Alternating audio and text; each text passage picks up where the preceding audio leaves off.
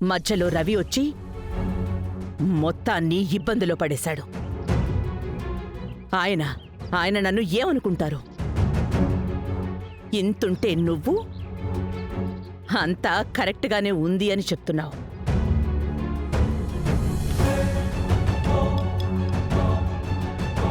లేదు జాన్సమ్మ, మీ మనవడికి సంబంధించి తనకి ఉన్న పెద్ద మైనస్ ఏంటి అంటే పక్క వాళ్ళ ఫీలింగ్స్ని అస్సలు పట్టించుకోరు.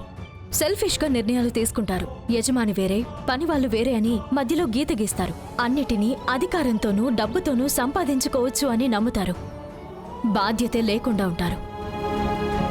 ఇదే కదమ్మా ఆయనకున్న ప్రాబ్లమ్స్.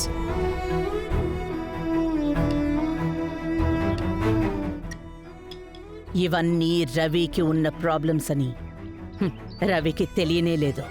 రవి సార్కి ఇవి తెలియకుండా ఉండొచ్చు జాన్సమ్మ, కానీ కాలం ఆయనకి అర్థమయ్యేటట్టు చేస్తుంది. ఏంటి? ఇప్పుడు మీరే ఎంత పెద్ద టాస్క్ ఆయనకిచ్చారు. మహదేవయ్య గారిని ఆయన ఒప్పించాలి కదా. అది రవి వల్ల అవుతుందా? అవుతుంది. అలా ఎలా చెప్తావు? ఆ పని పూర్తి చేయకుండా ఆయన ఇక్కడికి రాలేరు కదా. ఖచ్చితంగా ఆయన ఇందులో ఒక పాట నేర్చుకుంటారు.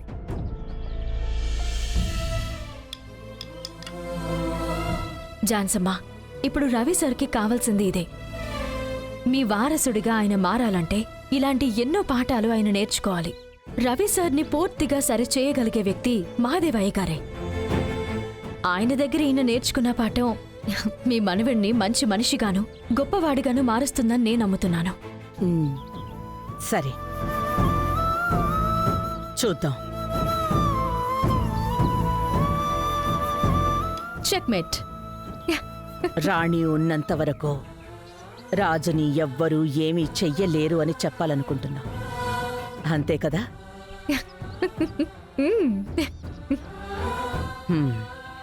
అర్థమైంది.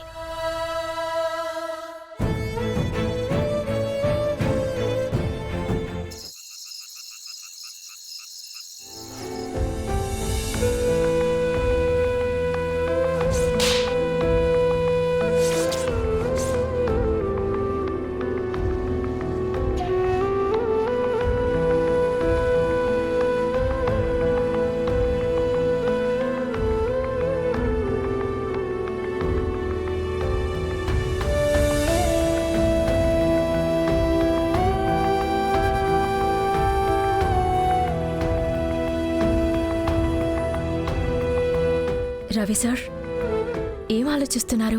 పడుకోలేదా మీరు? వెక్కిరిస్తున్నావు కదా నువ్వు నన్ను. ఏంటి రవి సార్, టైం 10 అయ్యింది. పడుకోలేదా అని అడిగితే వెక్కిరిస్తున్నావా అంటున్నారు. నాకు నిద్ర వస్తుంది. రాత్రి 10 అయినా పడుకోకుండా నేను ఇలా ఒక్కడిని ఎందుకు నిల్చొని ఉన్నాను అని నీకు తెలియదు కదా. లోపలేదో ఐస్ పెట్టినట్టు చల్లగా ఉంది కదా. రవి సార్, మనం కావాలంటే మళ్ళీ కూడా గొడవ పడచ్చు. ఇప్పుడు మహదేవయ్య గారిని ఎలా కన్విన్స్ చేస్తారు అది చెప్పండి ముందు. అది నేను నీకు చెప్పాల్సిన అవసరం నాకేం లేదు. లేదు, నేను మీకు హెల్ప్ చేయడానికి అడుగుతున్నాను. మీరు అనుకున్నట్టు ఆయన సాధారణమైన అతని కాదు. ఆయన థాట్ ప్రాసెస్ వేరుగా ఉంటుంది. ఏంటి, ఆయన ఏమైనా దెయ్యమా భూతమా? ఝాన్సీ అమ్మ కూడా ఆయన గురించి అది ఇది అని 1000 విషయాలు చెప్తుంది. ఓ అని బిల్డప్ ఇచ్చేస్తున్నారు. ఆయన సాధారణ మనిషే కదా, ఆయన కూడా ఫీలింగ్స్ ఉంటాయి కదా. ఇలాంటి వాళ్ళందరినీ ఎలా డీల్ చేయాలో నాకు బాగా తెలుసు. నేను చూసుకుంటాను. నువ్విచ్చే అడ్వైజ్లు ఏవి నాకు అక్కర్లేదు. లేదు సార్, నేనేం చెప్పాలనుకున్నానంటే, నిద్ర వస్తుందని చెప్పావు కదా, పోయి పడుకో. నేను రూమ్లో లేనంటే నువ్వు ప్రశాంతంగా ఉంటావు, అంతే కదా. పో.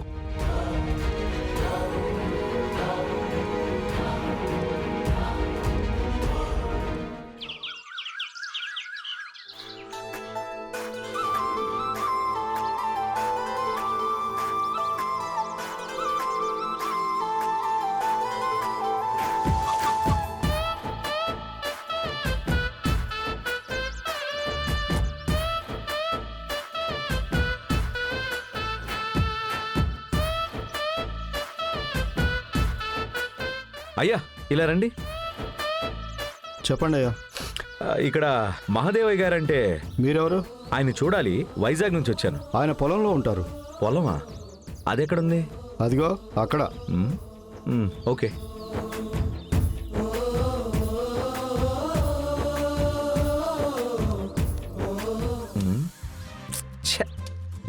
ఎవర్రా బాబు ఇది అయ్యే. నడవడానికి దారే లేదు. ఎలా అందరూ దీని మీద నుంచి నడుస్తారో ఏంటో. ఛీ, బా, మొత్తం బురద బురదగా ఉందే. ఎవడ్రా వాడు బూటు కాలుతో పొలంలోకి వస్తున్నాడు? ఛీ. బా, ఛీ. ఏ ఆగు ఆగు ఆగు ఆగు ఆగు ఆగు బాబు ఆగు. ఆగమంటున్నాను కదా. ఎవరు నువ్వు? ఎక్కడికి వెళ్తున్నావు? మహాదేవయ్య గారిని కలవాలి.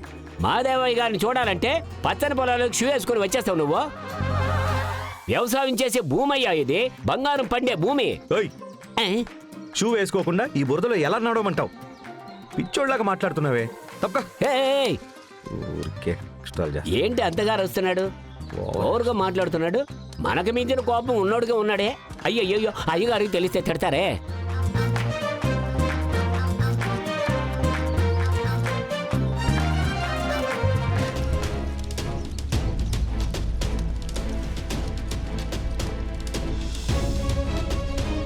ఇక్కడికి ఎందుకు వచ్చావు? మీరు చెప్పింది ఆలోచించి చూశాను. మీరు చెప్పిన రేటుకే కొందాం అనుకుంటున్నాం. జరగదు, నువ్వు బయలుదేరచ్చు. అయ్యా, కొంచెం ఆలోచించి చెప్పండి. మీకోసమని వైజాగ్ నుంచి ఇంత దూరం వచ్చాను. ఏంటండి ఎవరిని అడిగి పైరు మీద చేయి వేశావు? ఒక్క గింజకి ఏమైపోతుందంట? అది గింజ కాదు, ఒక ప్రాణం. ప్రాణంతో ఆడుతున్నావు. నిన్ను నేను గిల్లితే నీకు నొప్పి వస్తుంది కదా. ఏమండి, ఇట్స్ జస్ట్ ప్లాంట్. దానికి కూడా నొప్పి వస్తుందా? ఏం మాట్లాడుతున్నారండి? ప్రపంచంలో నోరు తెరిచి మాట్లాడే మనుషులది మాత్రమే ప్రాణం కాదు, దీనికి ఒక ప్రాణం ఉంటుంది. అది బయటికి ఏమీ చెప్పలేదు. అది పచ్చగా బతికి ఉన్నంత వరకే ఎంత పెద్ద మనిషి అయినా. ఇదంతా నీకు ఎన్నటికీ అర్థం కాదు. బయలుదేరు. సరే, అదంతా వదిలేయండి. మీరు అడిగిన అమౌంట్కి నేను కొంటానని చెప్తున్నాను. ఇంకెందుకు మెటీరియల్స్ ఇవ్వను అని చెప్తున్నారు? కావాలంటే 5 to 10% పెంచే ఇస్తానులే. అక్కర్లేదు బాబు, బయలుదేరు. ఏదో నేనే తగ్గొచ్చాను కదా అని ఓవర్గా మాట్లాడుతున్నారే. సరే, మీరే చెప్పండి మీకు ఎంత అమౌంట్ కావాలి అని. బాబు, నువ్వు నాకు 1 కోటి రూపాయలు తెచ్చిచ్చినా సరే నీకు మాత్రం నా మెటీరియల్స్ ఇవ్వను. ముందు నా పొలం నుంచి నువ్వు బయటికెళ్ళు. ఏంటండి యాటిట్యూడ్ చూపిస్తున్నారు? మీలాంటి వాళ్ళని నేను ఎంతమందిని చూసుంటానో తెలుసా?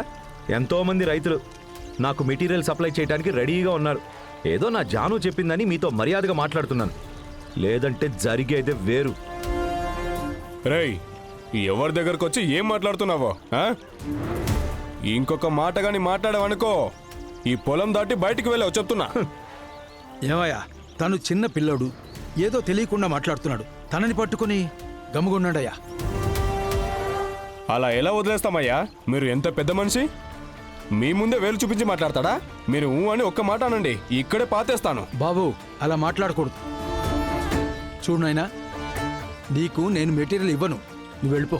ఏ? అది నీకు చెప్పాల్సిన అవసరం లేదు నాకు. నా పంట నా ఇష్టం. నువ్వు ముందు ఇక్కడి నుంచి వెళ్ళిపో.